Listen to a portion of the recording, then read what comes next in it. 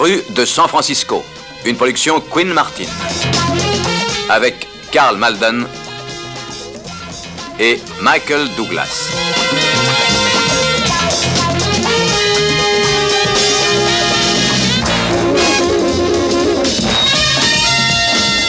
Avec la participation de Edmond O'Brien, Tim O'Connor,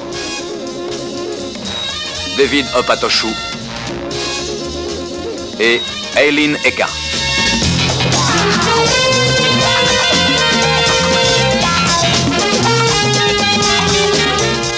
Ce soir, 30 ans de service.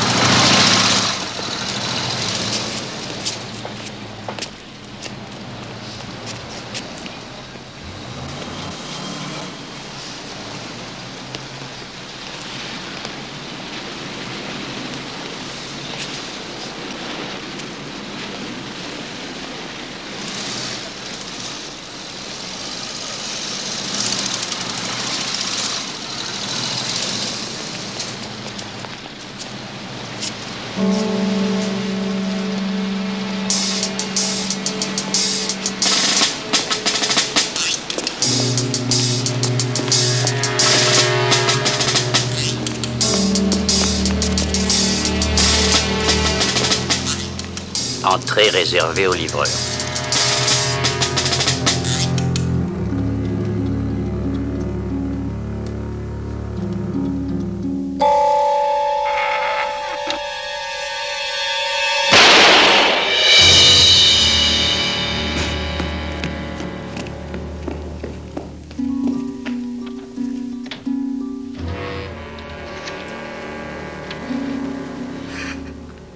Police! Police!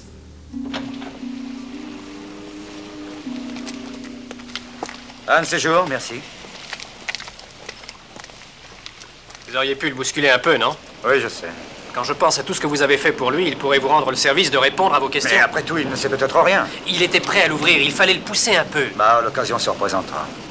Pourquoi est-ce que vous ne présentez jamais l'addition à ceux qui ont des dettes envers Écoute, vous? prends le volant, tu m'énerves. Voiture 512, un cas de 317 au 2944 de Columbus Avenue. Pas de détails. Vu, on y va. Columbus Avenue. C'est le coin de Charnovsky. Charnovsky est votre copain? Et quand vous faisiez vos classes ensemble, Charnovsky n'a jamais dit que vous devriez être un peu... Attention, voiture patrouille près de Columbus Avenue. Un cas de 221 au 2944. 221.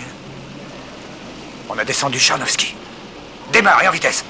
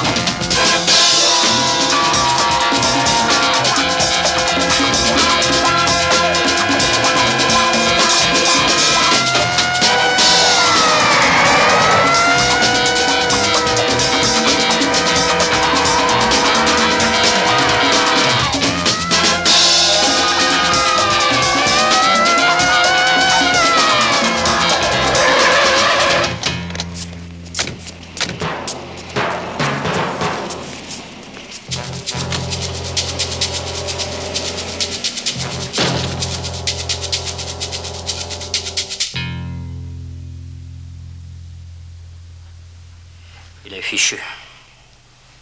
Fermez ça! Vous allez me l'emmener en vitesse jusqu'à l'hôpital, c'est compris?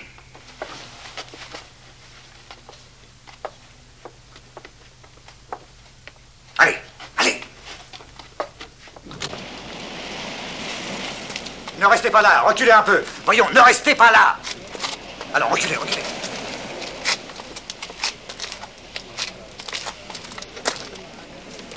Bon, écoute-moi, va au commissariat. Dis à l'inspecteur des vols à main armée de me rejoindre. Ah, et va chercher Madame Charnovsky et amène-la aussi. Mike, je crois que c'est trop tard. Non, il est en vie. Je veux qu'il le soit.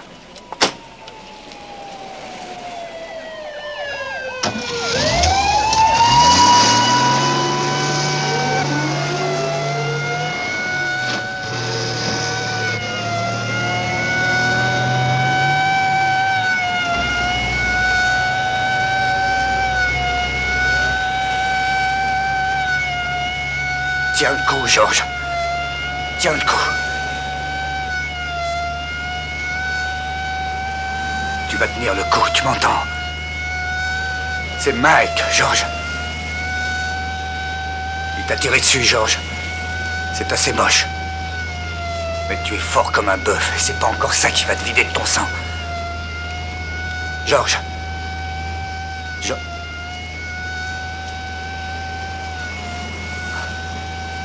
Tu es vivant, Georges. On t'emmène à l'hôpital.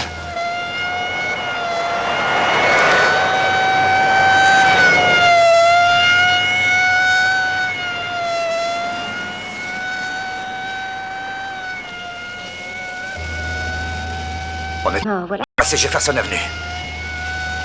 Le chirurgien te mettra sur le billard dans 5 minutes, tu m'entends? Là, tu n'auras plus qu'à leur donner 10 minutes de plus et ils vont te remettre à neuf. Tu leur fais confiance, non?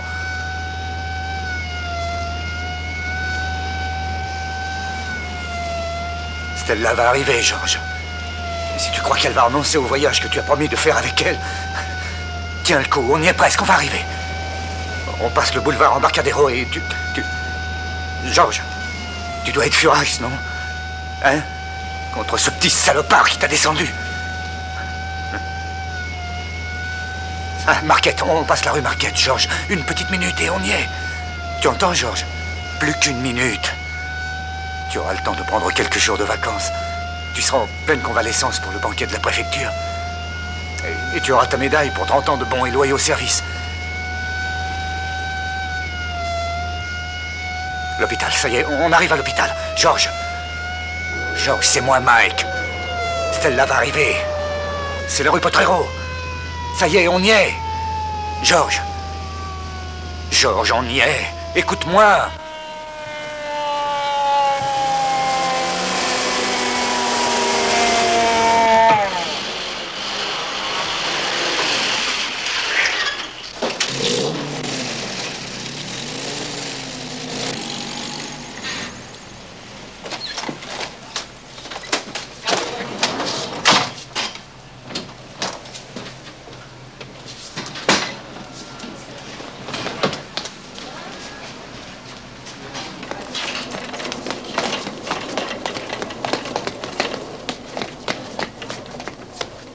Dans l'autre sens.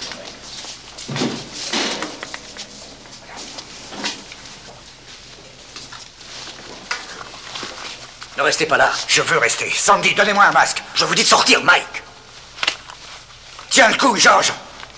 Tu vas tenir le coup, n'est-ce pas, Georges? Allons, il faiblit, dépêchons-nous. Vous le connaissez? Ce que Mike m'en a dit. Mais il a beaucoup d'affection pour lui. À les entendre, ce sont des frères. Vous connaissez Mike depuis longtemps? Depuis que je suis inspecteur, ça fait 2 ans environ. Georges, c'est depuis 30 ans. Ils ont fait leur classe dans Ashbury Heights. C'est pas un quartier facile. Ils patrouillaient ensemble 6 jours de la semaine. Et le 7e, on pouvait même pas les séparer.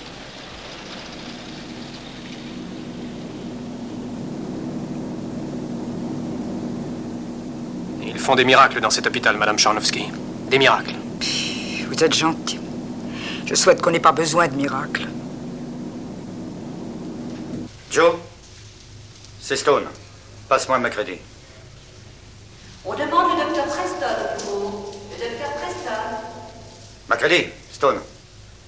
Vous avez ouvert le dossier Charnovsky? Comment ça, rien? Hein? Ben oui, je m'énerve, d'accord, mais vous avez au moins les rapports qu'il avait signés. Docteur Martin. Eh bien, où sont-ils? Il a... Oui, je sais, mais il connaît la plupart des voyous de son quartier. Et qui est le chef de la section criminelle du coin? Oui, je l'ai. Je lui ai dit de venir me voir à l'hôpital. Que ce soit de ma compétence ou pas, je m'en balance, c'est clair, et je ne veux pas qu'on s'endorme.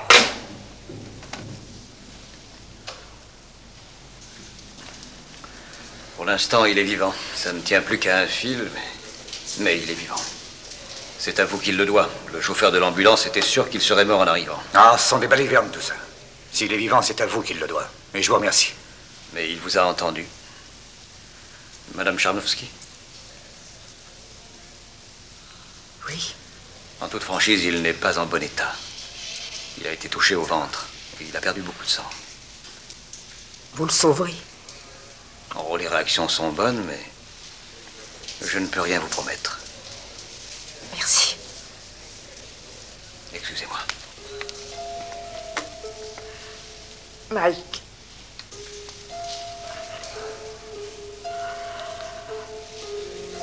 En tout cas, moi, je vous promets une chose.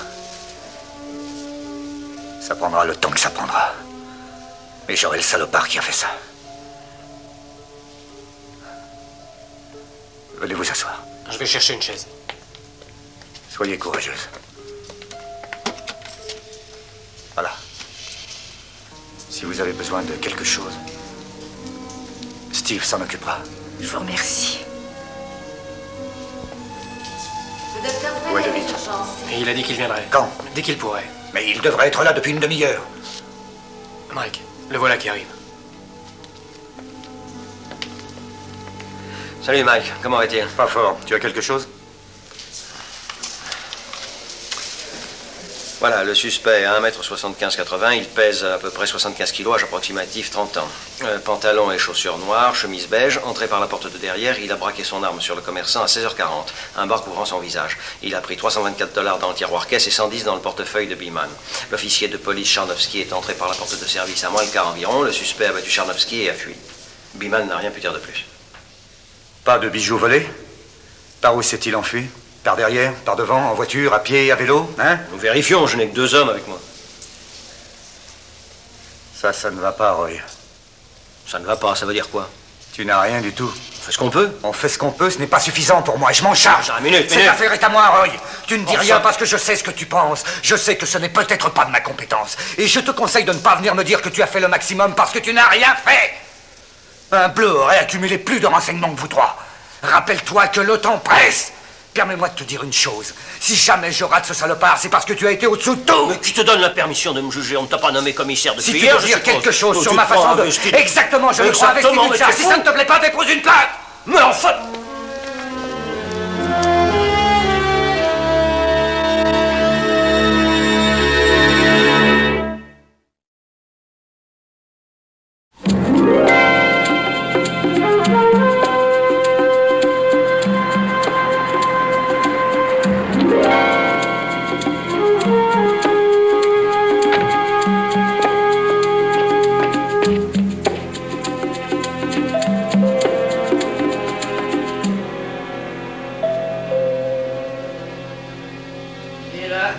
Lieutenant Stone, ouvrez.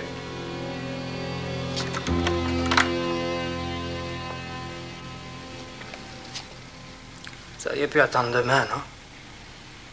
À mon âge, on aime dormir, surtout après ce qui s'est passé. Ce qui s'est passé aurait pu vous procurer un sommeil éternel si un de mes meilleurs amis n'avait pas risqué sa vie pour vous aider.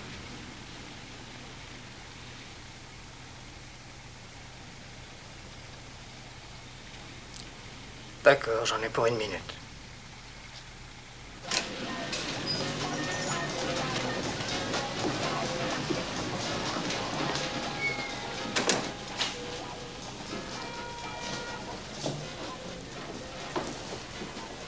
C'est tout. Je vous ai dit vraiment tout ce que je sais. Où vous teniez-vous quand le voleur s'est montré?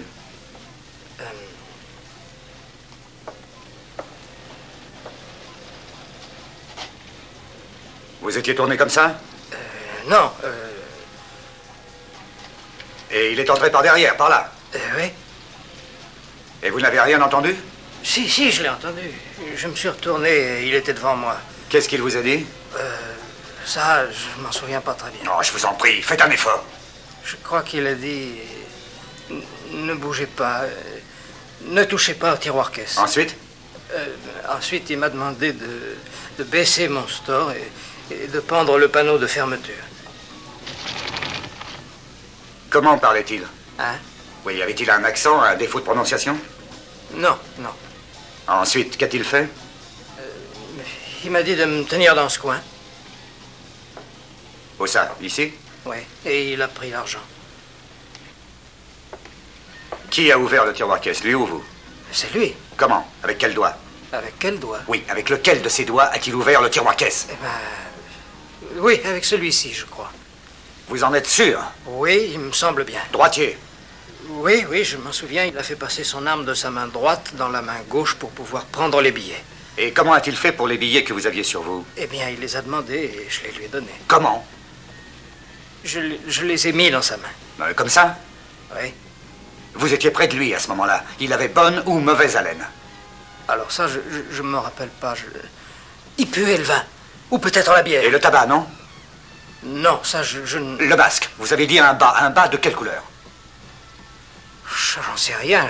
Écoutez tout de même, vous êtes marié. Vous avez vu des bas de femmes de toutes sortes. Réfléchissez. De quelle couleur? Blanc, vert, noir, brun, jaune, violet? Brun, je crois. Clair ou foncé? Clair. Vous avez vu le talon, la pointe et le haut du bas, enfin le tour de cuisse? Mais ça, qu'est-ce que j'en sais? Bon, c'est déjà pas mal. Vous disiez qu'il portait une chemise? Oui. Les manches courtes ou longues? Attendez, il avait longue.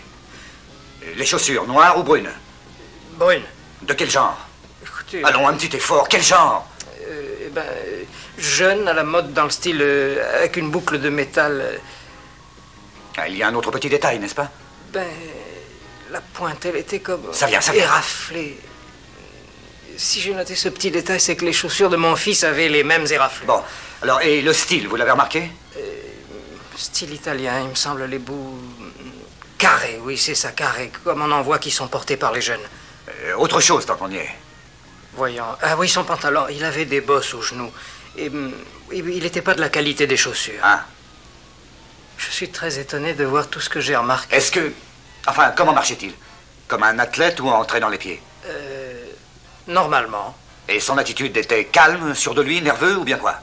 Nerveux. D'ailleurs, il a tiré.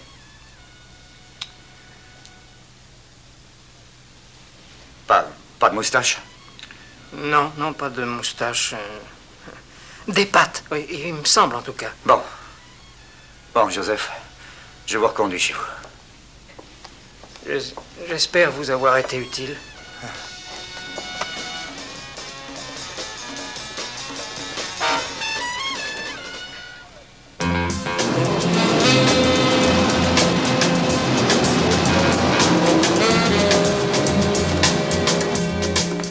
Quand est-ce que vous avez réussi à sortir le projectile? Excusez-moi, il y a un instant. Alors vous avez une demi-heure pour faire un rapport sur l'arme. Oui, voyons. Je rappellerai, au revoir.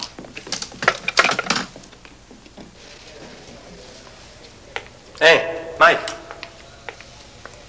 Je voudrais te voir. Tu me Je vois? vais mettre ça dans l'ordinateur. Bon. Je voulais te dire... Non, à à toi propos de m'écouter, Roy. Je n'ai pas été correct avec toi. Mais un policier s'est fait descendre en ami. Et il y a une espèce de salopard en liberté qui s'en vante peut-être en ce moment. Je veux qu'il soit épinglé. Oui, c'est entendu. Tout ce que je veux, c'est m'assurer que la loi sera pour une fois au service d'un homme prêt à se sacrifier pour la défendre. Bon, c'est d'accord. Fais à ton idée. Je vais appeler Malone. Merci. On se verra aux archives. À plus tard.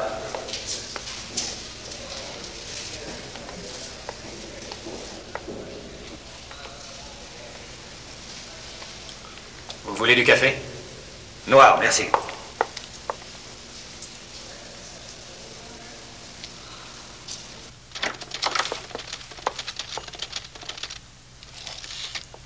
Willy, la voiture. Un type a vu une Ford bleue de 69 qui était devant la bijouterie. Tu vas préparer une liste de tous les propriétaires de voitures répondant plus ou moins à cette description. Sharp, Montre les portraits au bijoutier. Ce là il va râler. Je viens de le quitter, il ne dort pas. Celui qui a vu la voiture. Et ceux qui ont pu être dans les parages pendant le vol, je les veux ici demain à 8h pour qu'on leur montre les photos. Les signes. Je voudrais que tu vérifies les ventes des revolvers. Ah oui, prends 6 hommes de plus et fais le tour complet du secteur. Il y a certainement d'autres témoins. Bien. Tenez. Merci. Que voulez-vous que je fasse? Tiens, prends ça. Appelle l'hôpital. Et tâche d'avoir des nouvelles.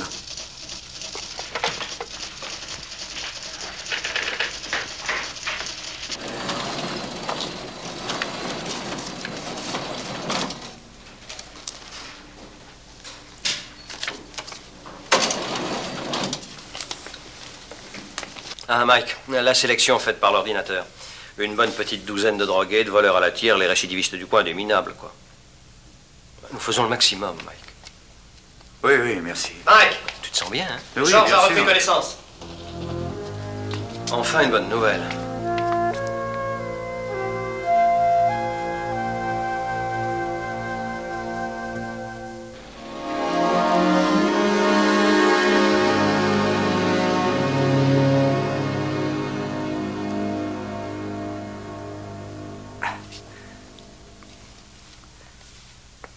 J'ai tenu le coup, Marc. Tu te sens en forme? Ça fait mal. Il a piqué beaucoup d'argent. Des espèces seulement, 400 $. Pas de bijoux. Il doit avoir 1m80. Cheveux clairs. Longs. Chemise beige. Pantalon foncé. Chaussures noires. Et raflé au bout. Armé d'un 38 spécial. Droitier. Écoute-moi, je n'étais venu que parce que tu es fichu de te lever et de partir. Il faut te tenir tranquille. On aura tout le temps de parler. Je suis sûr qu'il habite dans le quartier, Mike. Il n'y a pas de doute, c'est une opération de Boy Scout. Un drogué? Non, non. Mais, d'un autre côté, si c'est pas ça... Pourquoi? Veux-tu me dire pourquoi un voleur ferait main basse sur 400 $ et laisserait tous les bijoux dans leur tiroir? Ouais. C'est à moi de me la creuser. Toi, tu as un voyage à mettre au point.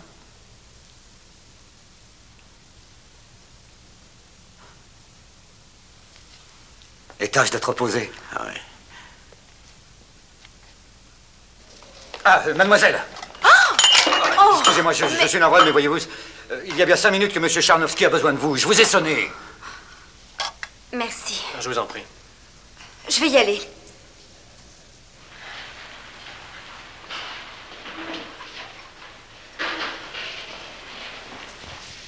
Vous perdez les pédales. Il y a quelque chose qui déplaît à Oui, monsieur... et si je vous le dis, c'est parce que personne ne vous le dira. Mike, combien de fois m'avez-vous dit que pour trouver la vérité, c'est avec la tête qu'on opère et qu'il n'est pas bon de s'énerver en laissant parler ses sentiments? Allez, viens, on s'en va. Écoutez, je suis à votre disposition, quand vous voudrez et où vous voudrez. Mais je dois savoir ce que vous faites. Et ce qui est beaucoup plus important, vous devez savoir ce que vous faites. Ça ne vous ressemble pas. Vous êtes méthodique, organisé d'habitude. Si vous avez une idée précise, dites-moi ce que ça peut être au lieu de m'envoyer faire les courses. Tu es un cerveau, n'est-ce pas? Eh bien, tu peux t'en servir pour comprendre et me foutre la paix pour une fois. Vous avez envie d'être seul sur Oui, ce coup? donne-moi les clés. Oh, Mike, je vous en prie. Donne-moi ne- les clés.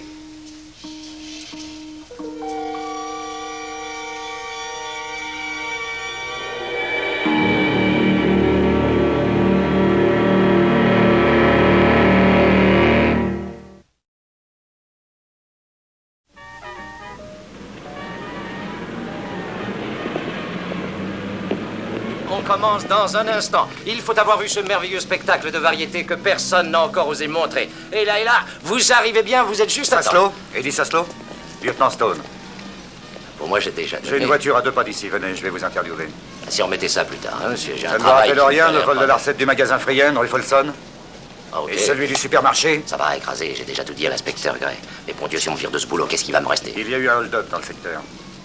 La bijouterie de Joseph Beeman, rue Girardelli. Je veux le type qui a fait ce travail. Je n'ai rien à voir avec ça. Je sais. Le bonhomme fait 1m80, cheveux clairs, avec des favoris. Il est droitier. Il s'est servi d'un 38 et il a descendu un flic. Il a descendu un flic. Mais alors il n'est pas irrécupérable.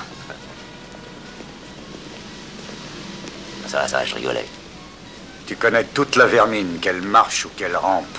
Tu sais qui est dans la débine et qui est en cavale. Je te veux sur le trottoir, l'oreille collée au sol. Et je veux le nom du fumier qui a battu ce flic. Tu n'auras qu'à m'appeler toutes les heures. Ou bien? Si tu prenais 2 minutes de retard, tu comprendrais vite, crois-moi.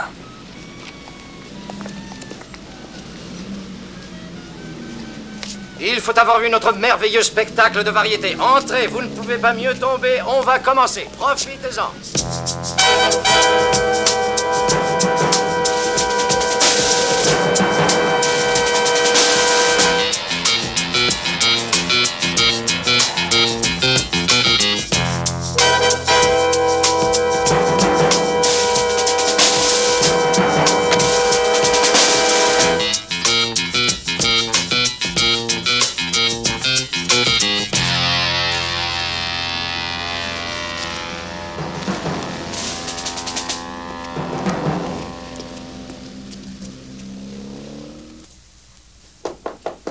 Police! Police! Qu'est-ce qu'elle me veut, la police? Où étiez-vous vers 5h moins le quart hier soir? Pourquoi? Parce que je vous le demande. Vous poussez un peu. Vous étiez où? Vous n'avez pas le droit de me bousculer. Non? Et si je jetais un coup d'œil? Je n'ai rien à me reprocher. Le jour où vous n'aurez rien à vous reprocher, allez, ouvrez la penderie. Quoi? Ouvrez-la! J'ai envie de voir votre garde-robe. Et vous avez envie de me la montrer.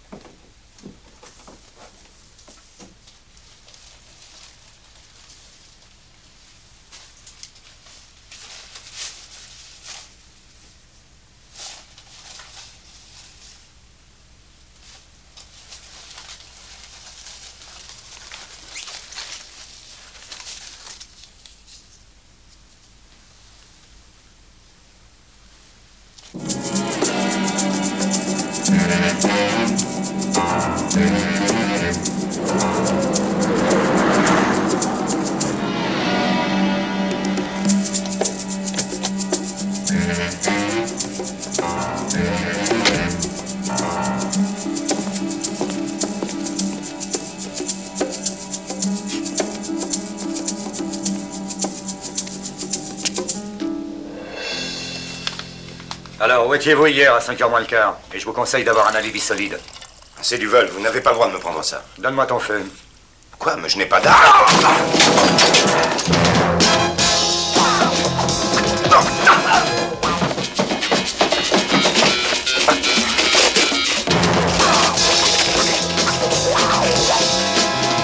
Halte!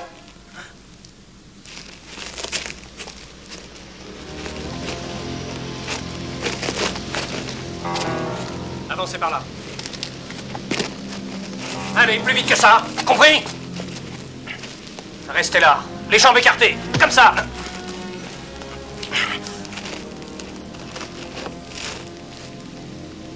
Il n'a rien. Il a déjà été condamné 3 fois pour hold-up et la camelote que j'ai trouvée en bas est fraîche. Allez, amène-le-moi. Avance. Allez! Tu l'as buté, hein, et c'est avec le sang de Georges que tu t'es payé ta drogue. Ne faites pas de bêtises. Laissez-le, Georges va mieux. Il vous a demandé. Il va beaucoup mieux. Vous n'aviez pas branché votre radio. Ils essaient de vous joindre depuis 1 heure. Tu es sûr qu'il... Oui. Je m'en charge, Mike. Laissez-le. Allez, les mains derrière le dos. Allez. Je m'en charge, Mike. Je te le laisse, tu t'en occupes. Il est malade, ce type-là. Allons-y. Il allait me tuer, bon sang. Je n'ai fait que me défendre, je suis sûr qu'il m'aurait tué. Vous l'auriez bien descendu, non? J'ai rien à vous dire, rien du tout. Qu'est-ce que c'est que cette histoire de flic? Vous allez encore me coller ça sur le dos. Il a pris une balle dans le ventre.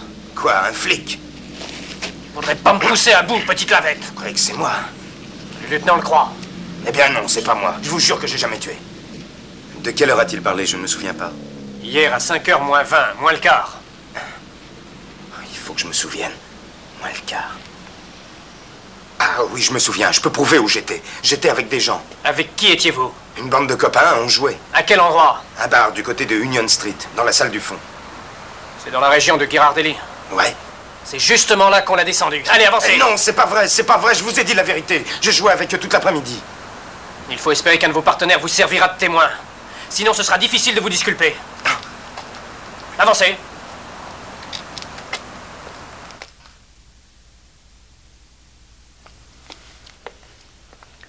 Bonjour, Mike. On m'a dit qu'il voulait me voir. Mike. George. Personne ne m'a demandé. Non. Je reviendrai un peu plus tard. Je vous remercie d'être venu.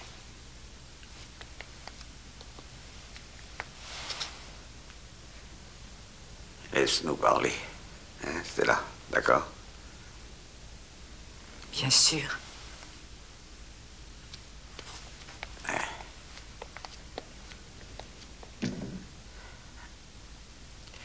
Tu as du nouveau? Je crois que oui. Bon.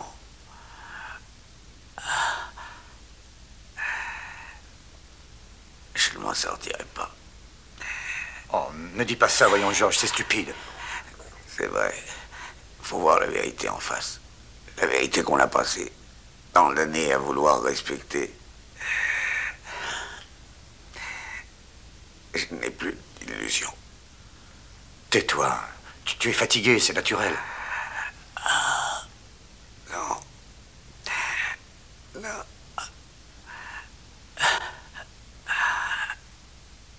Ne laisse pas Stella. Hein. Elle a l'air solide, mais c'est le contraire. Tu vois, c'est drôle. Ça m'aide un peu de penser qu'elle aura un ami. Tu le feras. Elle en aura bien besoin. C'est quelqu'un, cette femme-là, Mike. Mike. Oh, Georges, tu... Oh, merde. Si j'avais le temps. J'ai tellement de choses à te dire. On le tient. C'est celui que vous tenez. Vous êtes sûr que c'est bien le coupable? Eh bien, on a vérifié tout ça. La vérité, Mike. N'oublie pas. La vérité. C'est la première chose que tu m'as apprise, Georges. Et c'est la dernière que je veux oublier.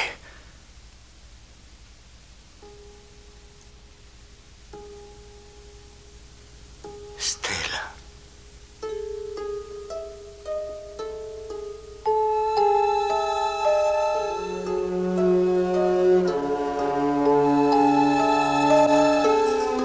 Stella, il vous demande. Lieutenant Stone, nous avons un téléphone pour vous à l'entrée. Merci. Allez chercher le docteur, s'il vous plaît. J'y vais.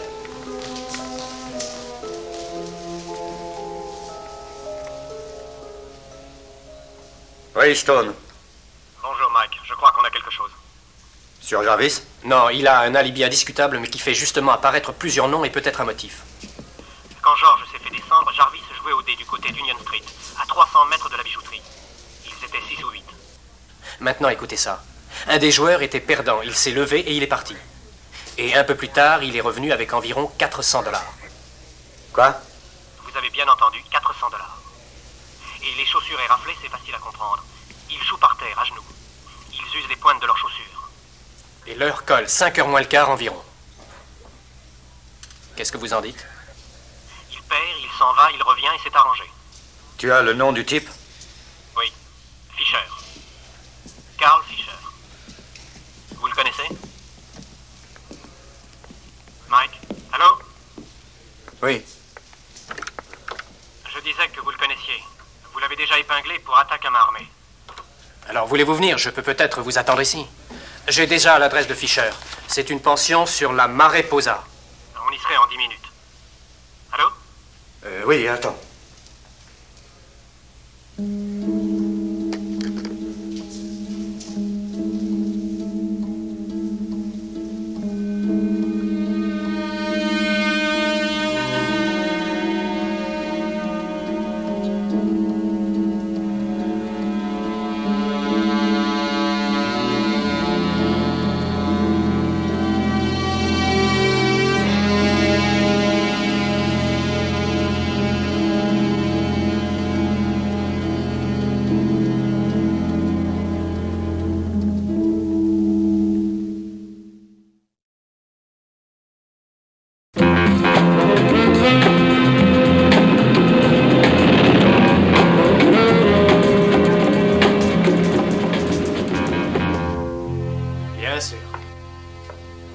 Je comprends très bien. Oui, bien sûr. Dès qu'il sera là, je le préviendrai, Monsieur Saslow. C'est entendu. De rien. Qui est-ce, Saslow? Un type que Mike manipule. Il a vraiment dû lui faire peur parce que toute la journée, il nous téléphone régulièrement, toutes les heures. Du nouveau? Non, rien. Rien non plus sur le type dont Jarvis a parlé? Je l'ai dit à Mike. Ah, papa, où est-il passé, Mike? Je n'en sais rien. Il devrait être là. Je l'ai appelé à l'hôpital il y a 20 minutes. 20 minutes. C'est exactement le moment où George est mort.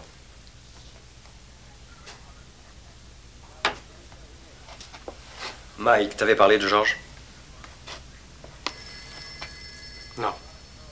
C'était un bon flic. C'est un peu à lui que Mike doit d'être un type bien. Mais quelle raison peut pousser un agent à rester simple flic si longtemps? Je ne sais pas, peut-être le sens du devoir. Les hommes qui le font savent que c'est sans avenir, mais ils aiment leur métier. Charnovsky aimait son métier. Quand Mike s'amènera, dis-lui de faire un saut chez moi. Je doute qu'il revienne maintenant. Pourquoi? Vous avez vu comme il a réagi? Et je sais parfaitement ce que je ferais si c'était Mike qui s'était fait descendre. Et je ne suis pas tellement sûr d'avoir bien fait en balançant le nom du type que Jarvis nous avait donné. Allons. Non, il a trop d'expérience. Je suis sûr qu'il ne va pas gâcher sa carrière. Peut-être qu'il ne trouve pas que ce soit la gâcher que de mettre une balle dans le ventre de cette ordure. Il vaut peut-être mieux que tu me donnes son adresse. Je vais envoyer des voitures. Très bien.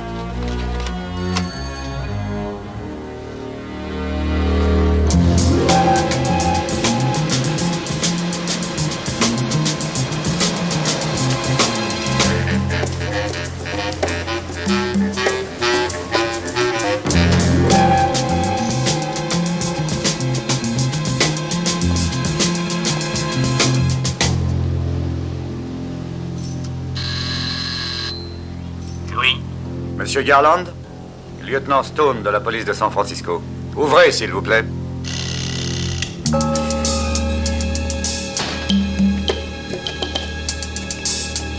C'est là-haut. Entrez chez vous.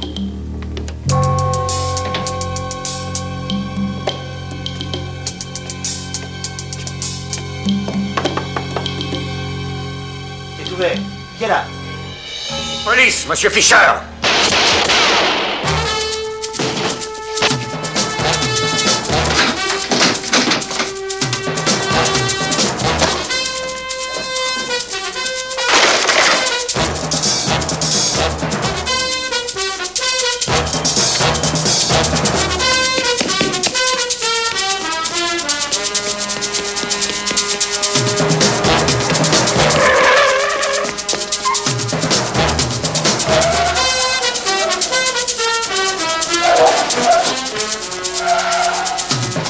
Il y a eu des coups de feu au numéro 5, mais ils sont partis dans l'allée par l'escalier de derrière. Eh ben, on reste ici. Reste avec moi!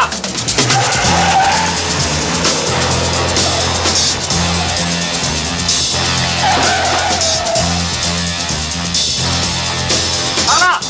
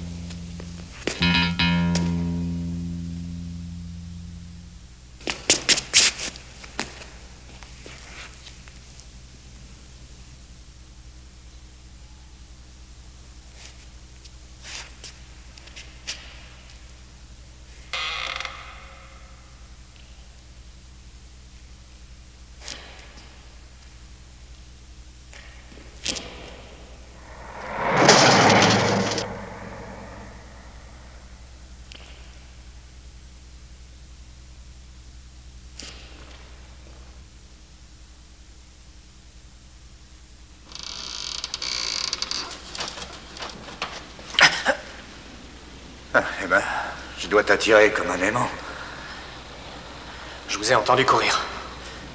Il est caché là, quelque part. Les 2 issues suivantes sont bouclées.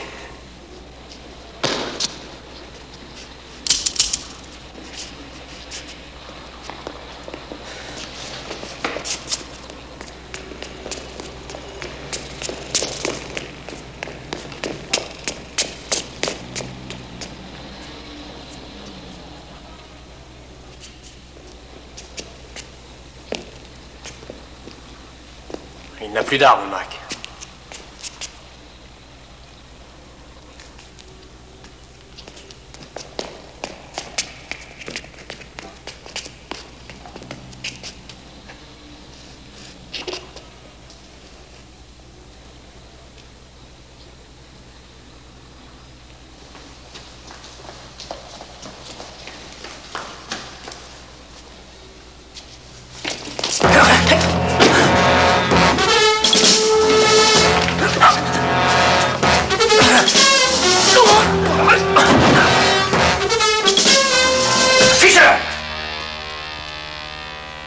Et c'est seulement...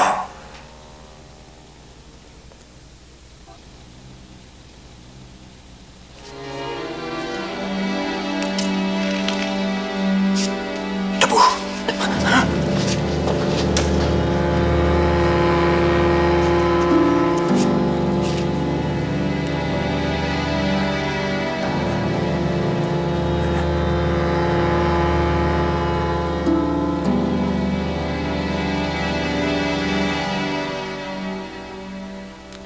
Les menottes.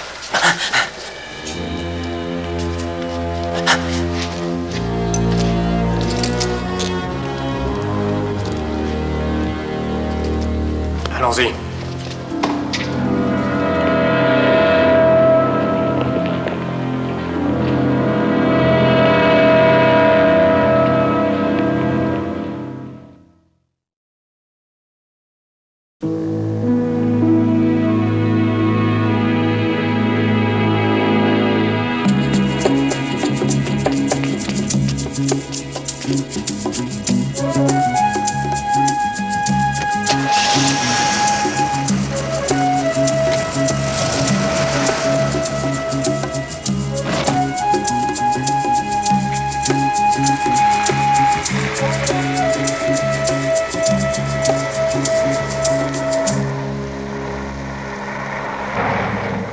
Comment va-t-elle? Non, ça va.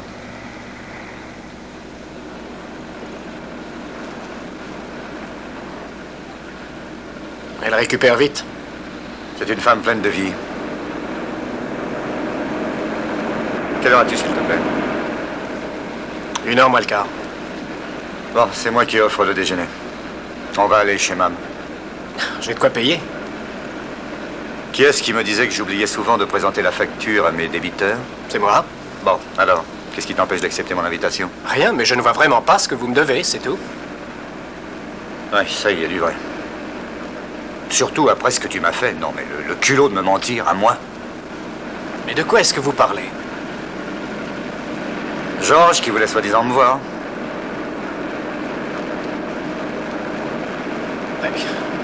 Ah, mais tu as eu raison. Tu n'as pas perdu la tête, tant mieux. Parce que moi, je n'avais plus toute la mienne. Et pour cause? Non, j'ai vraiment perdu les pédales. Compte sur moi pour ne jamais te laisser les perdre à ce point-là. C'est pas très sérieux pour un flic. Vois-tu, il y a une chose qu'il ne faut jamais oublier. Mike, si je vous laisse me payer le déjeuner, je peux éviter la leçon? Est-ce que j'ai l'habitude de donner des leçons?